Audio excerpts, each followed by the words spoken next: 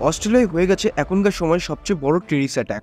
এই ঘটনার পিছনে পাকিস্তানদের হাত আছে মনে করা হচ্ছে। 14ই ডিসেম্বর 2025 সিডনির সবচেয়ে ফেমাস স্থান বন্ডি বিচ। ইউএস কমিটির 1000-এর বেশি লোক ওখানে হানুক্কা নামে এক ফেস্টিভ্যাল সেলিব্রেট করছিল।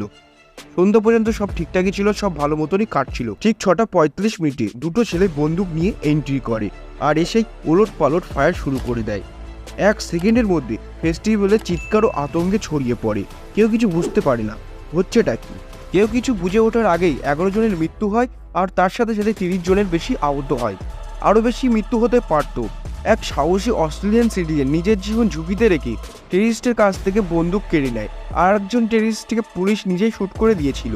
তার সাথে সাথে একটা গাড়ির মধ্যে বোমা পাওয়া গিয়েছে।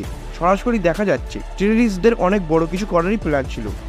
এখন যা হয়েছে অস্ট্রেলিয়ার দিক থেকে দেখতে গেলে অনেক বড় কিছুই হয়েছে। লাস্ট 30 ইয়ারের মধ্যে এমন কোনো ঘটনাই ঘটেনি। ফাইনালি একটা টেররিস্টের পরিচয় পাওয়া গেছে।